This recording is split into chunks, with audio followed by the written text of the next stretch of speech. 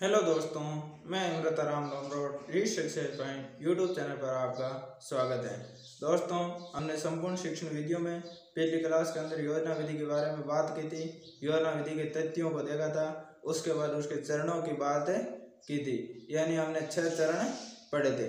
आज चरण के बाद हम इसकी विशेषता, इसके गुण और इसकी कमियां, इसके सिद्धांत और इसके प्रकारों की बातें करेंगे, यानी योजना विधि के कितने प्रकार हैं। तो हम आगे बात करते हैं योजना विधि की बात करते हैं। तो सबसे पहले इसकी विशेषता या गुणों के बारे में बात करेंगे। दोस्तों, इस हमारे चैनल पर आपको 40 से 45 शिक्षण विधियां उपलब्ध होगी, जो संपूर्ण यानी सभी विषयों की मिला करके आपको मिलेगी। दोस्तों, बहुत ही अच्छी प्रकार से इस शिक्षण विधियों को आप पढ़ लीजिए, आप नोट्स बना लीजिए, कहीं भी आपको इतना मैटर नहीं मिलेगा। तो देखिए, इसकी विशेषता की बात करते हैं। तो पहले विशेषता है तर्क चिंतन सृजनात्मकता में वृद्धि, यानी तर्क करने की शक्ति, चिंतन करने की शक्ति का विकास किस में होता है? योजना विधि में होता है। और यहाँ क्या होता है? सृजनात्मकता में वृद्धि होती है। जब हम दोस्तों इस योजना विधि के चरण पढ़े थे, तब हमने देखा था कि बालक स्वयं क्या करता है? तर्क करता है, चिंतन करता है और समस्या का क्या करता है? समाधान करता है। अगर बालक खुद समस्या का समाधान करेगा तो उसमें किसका विकास होगा? सृजनात्मकता की, यानी किसी नई नई चीजों को खोजने की वहां क्या होगी? उनकी क्षमता का विकास होगा। आगे की बात करते हैं। तो छात्र की क्रियाएं तथा रुचियों में वृद्धि, यानी यहाँ पर क्या किया जाता है? योजना विधि में शिक्षक इसकी सिर्फ निर्देशक की भूमिका निभाता है और छात्र क्या करते हैं? क्रियाशील होते हैं, यानी छात्र स्वयं क्या करते हैं? समाधान खोजते हैं समस्या का। तो वहाँ छात्र क्या है? क्रिया में वृद्धि होती है और छात्र की रुचि बढ़ती है, यानी छात्र उस समस्या के प्रति जिज्ञासु होता है कि मैं इस समस्या का समाधान कर सकूं, यानी उसकी क्या होती है? रुचि में वृद्धि होती है। आगे की हम बात करते हैं कौशल विकास तथा खोजी प्रवृत्ति का विकास। यहाँ पर क्या होता है? जब बालक स्वयं समस्या को खोजने का प्रयास करता है, यानी उसका समाधान करने का प्रयास करता है, यानी योजना का निर्माण करता है, उसके अंदर नए नए कौशलों का विकास होता है और उसकी क्या होती है? खोजी प्रवृत्ति, यानी अगर वो समस्या का समाधान करेगा तो उसके अंदर क्या होगा? खोजी प्रवृत्ति का तो विकास होगा ही होगा। आगे हम बात करते हैं बालकों में स्वाध्याय की आदत का विकास, यानी बालकों के अंदर इस योजना विधि से क्या होता है? स्वाध्याय की आदत का विकास होता है। यानी योजना विधि से बालक क्या करता है? जो शिक्षक ने योजना प्रस्तुत की, उस योजना को लागू करता है, उनको क्रियान्वयन करता है। तो क्रियान्वयन करने से उसमें क्या होगा? अपने आप पढ़ने की, यानी स्वाध्याय की बात करते हैं तो अपने आप पढ़ने की, अपने आप किसी चीज को खोजने की प्रवृत्ति का विकास होगा। आगे हम बात करते हैं ये बाल केंद्रित विधि है। दोस्तों, बाल केंद्रित विधि कब होती है? जब छात्र क्या होता है? सक्रिय होता है, छात्र के अंदर रुचियों का विकास होता है, छात्र में तर्क चिंतन होता है, छात्र जहाँ स्वयं कार्य करता है, यानी स्वयं खुद छात्र समस्या का समाधान करता है, वहाँ विधि कौन सी होती है? बाल केंद्रित विधि होती है। और जब बाल केंद्रित विधि होती है तो वो क्या होगी? मनोवैज्ञानिक विधि होगी। यानी बाल केंद्रित विधि कब होगी? जब बालक खुद सक्रिय होगा, वो तर्क चिंतन करेगा। तो वो तर्क चिंतन करेगा तो वहाँ विधि कौन सी होगी? मनोवैज्ञानिक होगी, क्योंकि तर्क चिंतन सृजनात्मकता, छात्र क्रियाएं और खोजी प्रवृत्ति, वैज्ञानिक दृष्टिकोण का विकास, ये सब किस में आते हैं? मनोवैज्ञानिक सिद्धांतों में आते हैं। और जब मनोवैज्ञानिक सिद्धांत यहाँ लागू होते हैं तो वो विधि कौन सी होगी? मनोवैज्ञानिक विधि होगी। आगे हम बात करते हैं कि सामाजिकता में सहायक, ये विधि सामाजिकता के अंदर सहायक है। सामाजिकता में सहायक किस प्रकार है? क्योंकि इस विधि के अंदर बालक क्या करते हैं? सामूहिक रूप से विचार विमर्श करते हैं। और जहाँ सामूहिक रूप की बात होती है, जहाँ पर 4-5 लोग बैठ करके कोई किसी बात पर किसी समस्या पर चर्चा करते हैं तो वहाँ क्या होती है? सामाजिकता का विकास होता है। सहयोग और सद्भावना का विकास। देखिए, जब 4-5 विद्यार्थी मिलकर के किसी समस्या का हल खोजेंगे तो वह सहयोग तो होगा ही, क्योंकि वे अपने अलग अलग मतों को एक साथ लाएंगे, यानी एक साथ मतों को इकट्ठा करके उस समस्या का क्या करेंगे? समाधान करेंगे। तो वह सहयोग और सद्भावना का विकास होगा। आगे स्वतंत्र रूप से सोचने की क्षमता का विकास, यानी इसमें बालक क्या करते हैं, योजना विधि में स्वतंत्र रूप से सोचते हैं। आगे की बात करते हैं तो यह क्या होता है, प्रजातांत्रिक भावना का विकास, यानी किसका विकास होता है, प्रजातांत्रिक भावना का विकास होता है। जब सामाजिकता का विकास होता है, जब सामूहिक क्रिया का विकास होता है, वहाँ विकास किसका होता है, प्रजातांत्रिक भावना का भी विकास होता है। आगे बात करें तो स्थायी ज्ञान की प्राप्ति, यानी योजना विधि के माध्यम से क्या होता है, जो ज्ञान प्राप्त होता है वो स्थायी होता है। स्थायी किस प्रकार होता है, क्योंकि जो ये ज्ञान प्राप्त किया जाता है योजना विधि के माध्यम से वो छात्र स्वयं करते हैं। यानी यहाँ पर शिक्षक कोई चीज नहीं, शिक्षक के द्वारा कोई चीज नहीं बताई जाती है, छात्र स्वयं समस्या का समाधान करते हैं। अगर आप खुद किसी चीज का समाधान कर लेंगे तो जिंदगी के अंदर आप उस चीज को कभी नहीं भूलेंगे। यानी जो चीज छात्र या कोई व्यक्ति स्वयं सीखता है तो वहाँ क्या होता है, ज्ञान स्थायी होता है। यहाँ पर क्या होता है, रटने की प्रवृत्ति का कमी होती है, क्योंकि यहाँ पर क्रिया के द्वारा यानी प्रैक्टिकल रूप से कार्य योजना विधि में किया जाता है, तो रटने की प्रवृत्ति बिल्कुल कम होती है। उत्तरदायित्व की भावना, यानी इस विधि के अंदर क्या होता है, विद्यार्थी के अंदर उत्तरदायित्व की भावना का विकास होता है, यानी एक दूसरे का सहयोग करने की भावना का विकास होता है। और ये विधि बात करें तो गणित और विज्ञान गणित और इंजीनियरिंग है तो उपयोगी है। यानी ये किसके लिए बहुत ज्यादा उपयोगी विधि है, योजना विधि विज्ञान विषय के लिए, गणित विषय के लिए और इंजीनियरिंग के क्षेत्र में ये सबसे ज्यादा उपयोगी है। और इसकी कमियों की बात करें, इसकी कमियों की बात करें तो इस विधि की कमियां क्या क्या है, इसकी बात करें तो समय, श्रम और धन की अधिकता, यानी ये विधि बहुत लंबी विधि है। इसके अंदर समय की आवश्यकता होती है, श्रम की आवश्यकता होती है और धन की आवश्यकता होती है। उसके बाद बात करें तो योग्य प्रशिक्षित अध्यापकों की आवश्यकता, किसकी आवश्यकता, योग्य एवं प्रशिक्षित अध्यापकों की आवश्यकता होती है। यानी हर एक अध्यापक इस विधि के माध्यम से किसी समस्या का समाधान नहीं कर सकता। यहाँ पर तो प्रशिक्षित होना चाहिए, यानी इस विधि के माध्यम से अगर किसी समस्या का समाधान करना है तो वहाँ पहले अध्यापक को क्या होना चाहिए, प्रशिक्षित होना चाहिए, प्रशिक्षण मिलना चाहिए। ये विधि क्या है, छोटी कक्षा में पिछड़े बालकों हेतु अनुपयोगी है, क्योंकि इस विधि के अंदर क्या होता है, तर्क चिंतन और सृजनात्मकता का विकास होता है। यानी यहाँ क्या किया जाता है, तर्क चिंतन किया जाता है, लेकिन छोटी कक्षा यानी प्राथमिक कक्षा तक के बालकों में तर्क और चिंतन नहीं होता है। इसलिए कह सकते हैं ये विधि किसके लिए उपयोगी है, ये उच्च कक्षा के लिए विधि उपयोगी है। तो ये बात थी दोस्तों इस विधि के गुणों की, इस विधि के विशेषताओं की और इन विधि की कमियों की बात हमने की। इसके बाद हम बात करेंगे योजना विधि के सिद्धांतों की। किसकी बात करेंगे, सिद्धांतों की। सिद्धांत क्या क्या है, यानी ये विधि किन किन सिद्धांतों के आधार पर चलती है। जब सिद्धांतों की बात करते हैं तो ये करके सीखने सिद्धांत पर कार्य करती है। किस, करके सीखने सिद्धांत, ये किस पर कार्य करते हैं, करके सीखने सिद्धांत पर कार्य करती है। यानी बालक इस विधि के अंदर क्या करता है, स्वयं कार्य करता है, यानी अपने हाथ से सभी क्रियाओं यानी समस्याओं का समाधान करता है। यहाँ पर क्या होती है, क्रियाशीलता का सिद्धांत, क्रियाशीलता का सिद्धांत इस विधि में कौन सा सिद्धांत काम आता है, क्रियाशीलता का सिद्धांत। यानी बालक क्या होता है, क्रियाशील रहता है। आगे की बात करें तो यह सिद्धांत काम आता है रुचि तथा आत्मीकरण का सिद्धांत। किसका सिद्धांत, आत्मीकरण का सिद्धांत। यानी यहाँ पर बालक के अंदर क्या होता है, रुचि का विकास होता है। बालक क्या करता है, ज्ञान को आत्मीकरण करता है या आत्मसात करता है। आगे की बात करते हैं तो इसके अंदर क्या होता है, सह संबंध का सिद्धांत काम आता है। कौन सा सिद्धांत, सह संबंध का, सह संबंध का सिद्धांत। सह संबंध के सिद्धांत की बात करें तो यहाँ पर छात्र क्या करते हैं, एक साथ मिलकर के कार्य करते हैं, यानी एक दूसरे का सहयोग करते हैं। आगे बात करते हैं इसके सिद्धांतों की तो इसके क्या सिद्धांत है, सृजनात्मकता का सिद्धांत काम आता है। यानी हमने विशेषता में पढ़ा था कि सृजनात्मकता का सिद्धांत यानी सृजनात्मकता का विकास किस विधि में होता है, इस योजना विधि में होता है। तो ये बात थी दोस्तों इसके सिद्धांतों की।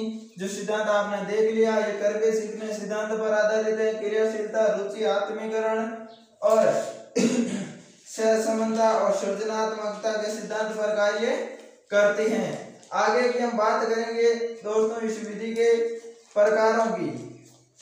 किसकी बात करेंगे? योजना विधि के प्रकारों की। योजना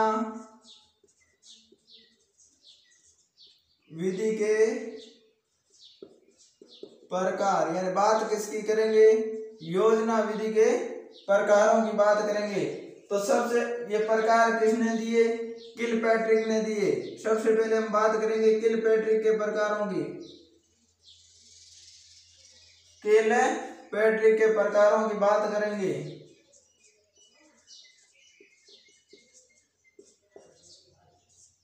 किलपैट्रिक ने कितने प्रकार दिए दोस्तों? किलपैट्रिक ने 4 प्रकार दिए थे। इन 4 प्रकारों की बात करें तो पहला प्रकार है रचनात्मक। रचनात्मक के दो, चाहे इसे क्या के दो?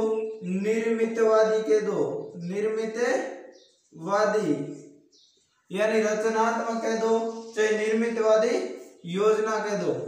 यानी योजना विधि के प्रकार का पहला प्रकार है रचनात्मक योजना या निर्मितवादी योजना। इसमें क्या किया जाता है? इसके तहत बालकों में नवीन विचार और नवीन क्रियाएं और नवीन वस्तु हेतु प्रेरित किया जाता है। यानी किसी नई चीज को खोजने के लिए बालकों को क्या किया जाता है? प्रेरित किया जाता है। किसके अंदर? निर्मितवादी या रचनात्मक योजना के अंदर किया जाता है। तो इसकी उदाहरणों की बात करें तो एक उदाहरण के माध्यम से सीखते हैं। जिस प्रकार बालक क्या करता है? बालक को कहा जाता है कि डाक टिकट या बालक को क्या कहा जाता है? डाक टिकट या सिक्कों को एकत्रित करें। यानी यहाँ पर एक उदाहरण के माध्यम से समझते हैं। यानी निर्मितवादी या रचनावादी के अंदर क्या होता है? नवीन वस्तु और नवीन क्रिया और नवीन विचार की ओर बालक को क्या किया जाता है? प्रेरित किया जाता है। यानी किसी नई चीज को खोजने के लिए प्रेरित किया जाता है रचनात्मक निर्मितवादी योजना के अंदर। तो यहाँ पर डाक टिकट या सिक्कों को एकत्रित करें। यानी बालक को कहा जाता है कि आप यह डाक टिकट या सिक्कों को एकत्रित करें और उन सिक्कों को एकत्रित करने के आधार पर क्या समझाया जाता है? यहाँ पर आर्थिक तुलना, आर्थिक तुलनात्मक अध्ययन करवाया जाता है। क्या किया जाता है? अध्ययन करवाया जाता। यानी दोस्तों हम बात करते हैं रचनात्मकता या निर्मितवादी योजना। तो इसके अंदर क्या होता है? नवीन वस्तु, नवीन क्रिया और किसी नई चीज को खोजने के प्रति बालक को क्या किया जाता है? प्रेरित किया जाता है। यह शिक्षक क्या कहेगा बालकों को कि डाक टिकट या सिक्कों को एकत्रित करे। जब बालक डाक टिकट या सिक्कों को एकत्रित करेगा तो वह क्या करेगा? शिक्षक उनको समझाएगा इन सिक्कों और डाक टिकटों के माध्यम से उसकी आर्थिक तुलनात्मक अध्ययन करवाएगा। यानी उनकी आर्थिकता के बारे में, यानी आर्थिक क्या होता है इस चीज के बारे में समझाएगा। यानी अर्थव्यवस्था के बारे में इन डाक टिकट और सिक्कों के माध्यम से समझाएगा। यानी उसके अंदर रचनात्मकता का विकास बालक के अंदर किया जाएगा। आगे की बात करते हैं इसके और प्रकार की। आपको कई बार पूछ लिया जाता है कि निम्न में से कौन सा किलपैट्रिक के अनुसार प्रकार नहीं है, तो आपको ये प्रकार बताने हैं। तो आगे बात करते हैं कलात्मक या रसात्मक योजना। 2 नंबर की बात करें तो कलात्मक या रसात्मक योजना, इनकी बात करें तो इसके अंदर क्या कहा जाता है? बालकों को किसी वस्तु, क्रिया या ज्ञान के वास्तविक सौंदर्य का आनंद या भाव को ग्रहण करवाया जाता है। यानी इसके अंदर क्या जाता है? बालकों को किसी कोई भी चाहे क्रिया हो या कोई वस्तु हो उसके प्रति प्रेरित करके उसके वास्तविक सौंदर्य या भाव को क्या करवाया जाता है? ग्रहण करवाया जाता है। जैसे हम देखते हैं उदाहरण के माध्यम से समझते हैं कि खिलौना का निर्माण, खिलौना का निर्माण, यानी एक शिक्षक क्या करता है, बालक को कहता है कि आप खिलौनों का निर्माण कीजिए, और इस खिलौने का निर्माण करके क्या करेंगे, शिक्षक उसके वास्तविक सौंदर्य के बारे में बताएगा, यानी जो इस खिलौने के अंदर वास्तविकता है उसको बालक को समझाएगा, यानी उसके संपूर्ण भाव को बालक को ग्रहण करने के लिए प्रेरित करेगा। यहाँ पर क्या किया जाता है, देखिए हमने पहले बात की रचनात्मकता निर्मित योजना, उसके अंदर तो नवीन चीज को खोजा जाता है, ये नई नई जानकारी दी जाती है। और यहाँ पर क्या किया जाता है, कलात्मकता या रसात्मकता के अंदर वास्तविक सौंदर्य की अनुभूति करवाई जाती है, यानी यहाँ पर क्या किया जाता है, नए नए भावों को ग्रहण करवाया जाता है। आगे हम बात करते हैं 3 नंबर की, किसकी बात करते हैं, 3 नंबर की तो अभ्यासात्मक योजना। अभ्यासात्मक योजना में क्या होता है दोस्तों, अभ्यासात्मक योजना में क्या होता है, बालक अभ्यास एवं शारीरिक एवं गति कौशल का निर्माण करते हैं। इसमें क्या होता है, बालक के अंदर गति कौशल का विकास होता है, यानी शारीरिक विकास होता है, यानी अभ्यास के माध्यम से बालक कोई चीज को सीखता है। तो वहाँ योजना कौन सी होती है, अभ्यासात्मक योजना होती है। जैसे उदाहरण के माध्यम से सीखेंगे तो तैराकी कह सकते हैं, कोई खेल कह सकते हैं, यानी कोई तैराकी करेगा तो सबसे पहले वो क्या करेगा, अभ्यास करेगा, अभ्यास के माध्यम से उसका शारीरिक विकास होगा और गति के विकास भी होगा। और कोई खेल खेलेगा तो वहां भी आवश्यकता किसकी होती है, अभ्यास की होती है, और अभ्यास के माध्यम से उसका शारीरिक और गति के कौशल का विकास होगा। यानी यहाँ पर क्या कहते हैं, बालक अभ्यास के माध्यम से सीखता है। तो ये योजना क्या है, 3 नंबर अभ्यासात्मक योजना। और आगे की बात करें हम 4 नंबर की, किसकी बात करें, हम 4 नंबर की बात करें। 4 नंबर हमारी योजना क्या है, समस्यात्मक योजना। समस्यात्मक योजना, कौन सी योजना, समस्यात्मक योजना। तो दोस्तों बात करते हैं समस्यात्मक योजना की। तो इसके अंदर क्या होता है, शिक्षक क्या करता है, किसी प्रकरण को समस्या के रूप में बालक के समक्ष प्रस्तुत करता है, और बालक व्यक्तिगत रूप से चिंतन और तर्क करता है। यहाँ पर क्या होता है, शिक्षक सबसे पहले क्या करता है, किसी समस्या को बालक के सामने प्रस्तुत करता है, और उस समस्या के आधार पर बालक क्या करता है, उस समस्या पर तर्क और चिंतन करता है। जिस प्रकार हम कह सकते हैं कोई बालक एग्जाम्पल के रूप में, तो वैज्ञानिक मॉडल, यानी कोई वैज्ञानिक मॉडल बनाना है तो वहां पर शिक्षक उनके वैज्ञानिक मॉडल को प्रस्तुत करेगा, और उस वैज्ञानिक मॉडल पर क्या करेगा, बालक तर्क और चिंतन करेगा। या फिर कोई उपकरण है, यानी किसी उपकरण का निर्माण है, तो वहां बालक के सामने वो क्या करेगा, शिक्षक एक समस्या प्रस्तुत कर देगा, यानी किसी उपकरण के निर्माण की समस्या प्रस्तुत कर देगा, और उस समस्या के आधार पर बालक क्या करेगा, उस समस्या से संबंधित तर्क चिंतन और विचार शक्ति का प्रयोग करके उस समस्या का हल निकालने का प्रयास करता है। और जहां पर समस्या के हल निकालने का प्रयास होता है वह योजना कौन सी होती है, समस्यात्मक योजना होती है। तो ये बात थी दोस्तों किलपैट्रिक के अनुसार योजना विधि के प्रकार की। और आगे की बात करते हैं तो एक और विद्वान हुए थे जिन्होंने योजना विधि के प्रकार बताए, थॉमस रिस्क ने कितने प्रकार बताए थे, 3 प्रकार बताए थे। और ये प्रकार किसमें बताए थे, उनकी एक पुस्तक थी principal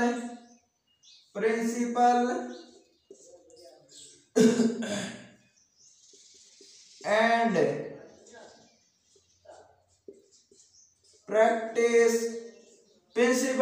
practice in secondary school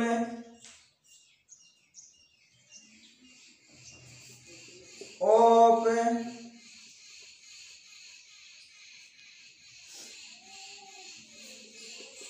education. यानी ये एक पुस्तक किसकी थी? थॉमस रिस्की की पुस्तक थी, जिसके अंदर योजना विधि के 3 प्रकार बताए थे थॉमस रिस्की ने। Principle and practice in secondary school of education, यानी इसके अंदर इन्होंने क्या किया? 3 प्रकार बताए। तो 3 प्रकार में पहले प्रकार की बात करते हैं तो उन्होंने क्या कहा कि पहला प्रकार है सीखने से संबंधित योजना। कितनी योजना बताई थी? 3 योजना बताई थी। तो 3 योजना में पहली है सीखने से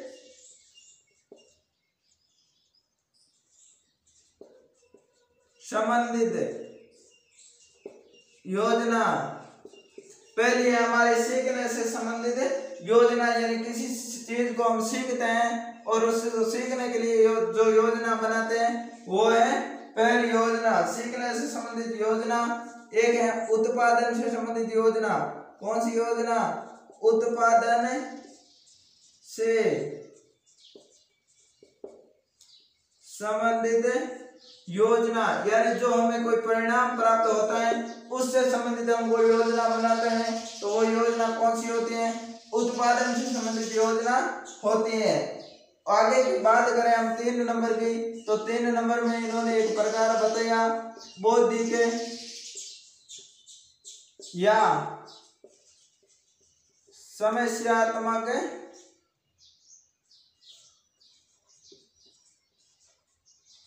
योजना। यानी थॉमस रिस्की ने principle and practice in secondary school of education में 3 प्रकार बताए थे योजना विधि के।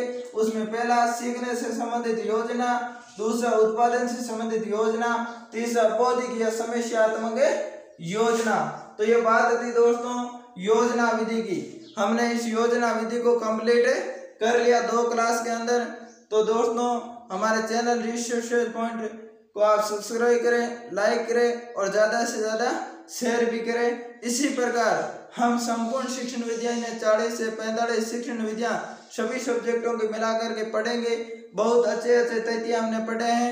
आप कहीं भी जाकर के किसी भी किताब के अंदर देख लीजिए, आपको ये चीज़ इकट्ठी नहीं मिलेगी। आप रीट की परीक्षा के समय 2 या 4 घंटे के अंदर इन संपूर्ण शिक्षण विधियों का आप अध्ययन अच्छी प्रकार से कर सकते हैं। इसलिए आप नोट्स भी साथ साथ बना लीजिए।